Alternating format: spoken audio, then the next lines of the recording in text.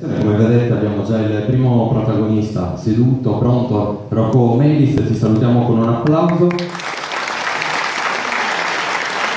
entriamo nel vivo di questa manifestazione. Gigi, per raggiungermi qua sul nostro palcoscenico, e anche i ballerini che arrivano dal Sarrabus, da San Vito, che sono pronti a interpretare, penso con una sonata di Fiorassio, quello che è un percorso che loro conoscono da sempre. Gigi, tu devi accomodarti, giusto? Quindi ti faccio qua spazio, posizioniamo immediatamente.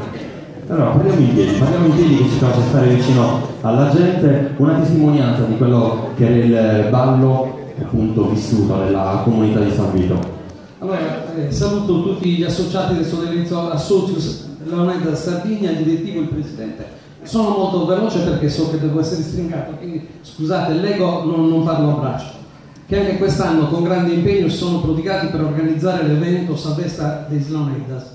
Con altrettanta amicizia saluto le autorità presenti e tutti i partecipanti alla manifestazione odierna. Sono Luigi Mocco, originario del Sarrabus, più precisamente nativo di San Vito. Da anni sono residente nell'Interland di Cagliari per motivi di lavoro. Tutti questi anni vissuti relativamente lontano dal mio territorio d'origine non hanno di certo affievolito i legami e i sentimenti provati verso il Sarrabus e verso l'espressione della cultura popolare conosciute e praticate nella mia gioventù, ed in particolare il ballo sardo tradizionale locale. Sono stato invitato qui oggi da Rocco Melis, mio carissimo amico, per una breve dimostrazione dei passi di ballo tradizionale della zona del Sarrabus con gli altrettanto cari amici Luisa Spano, Giorgio Melis e Tiziana Civeddu, miei compaesani, componenti del gruppo folcloristico e del corpo di ballo della Proloco di San Vito tra gli anni 70 e 80.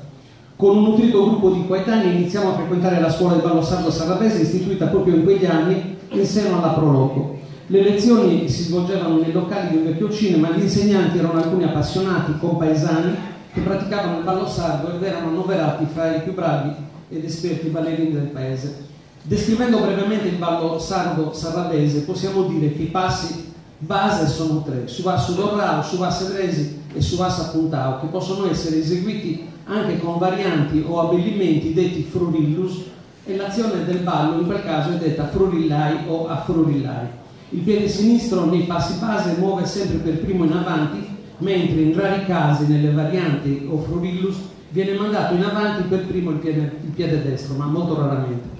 Nell'esecuzione dei passi sono solo gli arti inferiori a muoversi, imprimendo un lieve movimento oscillatorio in verticale al corpo che si sposta cadenzando i movimenti tenendo sempre eretto il busto e la testa. Le braccia sono tenute accostate al corpo, il ballerino che guida il ballo, che sta alla sinistra della coppia, tiene con la sua mano destra la mano sinistra della dama. In particolari occasioni, come ad esempio nei rituali di corteggiamento, si esibivano 3 o più ballerini maschi che per farsi notare dalle donzelle, oltre a fare frurillus, eseguivano particolari figure acrobatiche dette champitas, e in quel caso l'azione era detta del ballo, era detta a champitare.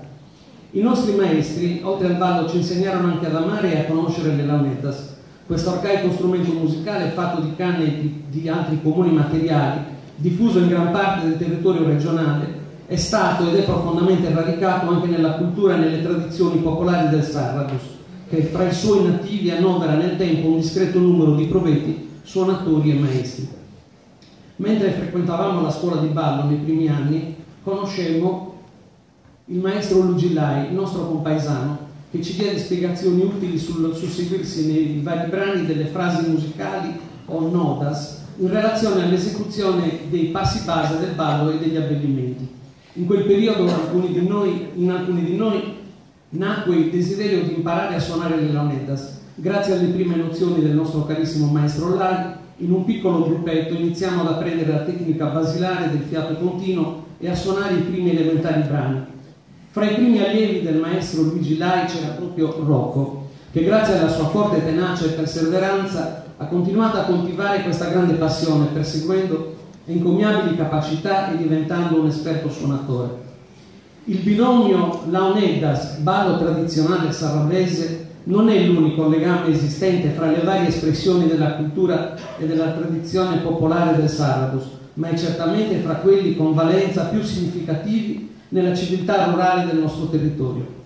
Ora vorrei introdurre il brano musicale che Rocco Melis suonerà con le sue lamedas, con alcuni miei versi, alcuni versi che ho composto, che ho intitolato Fiero, per sottolineare alcuni legami di questo magico strumento musicale con l'essenza della vita agropastorale e della cultura locale, connessi in qualche modo con l'espressione del ballo sarabese.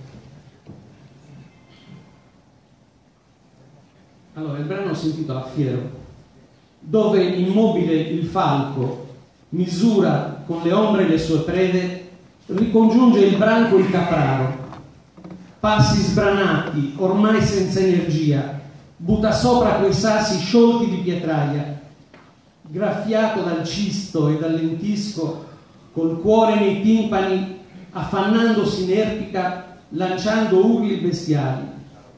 Piomba il sole tra i rami di ginestra irti sui muri a secco. Il primo polverone si dilegua, lasciando nell'aria quell'olezzo che a poco si confonde. Sprigiona nuova forza a quel fisico temprato e asciutto, accudendo abituali faccende con lesti movimenti. Seguito dai festosi amici, lascia l'Ovilia il pomeriggio, con la bisaccia di lavoro e di stanchezza. I bronzi, sempre più lontani, scrivono nell'aria melodie che in tondo nella piazza si ripetono, rielaborate e sublimate con umili strumenti di canna che spargono intorno forti emozioni.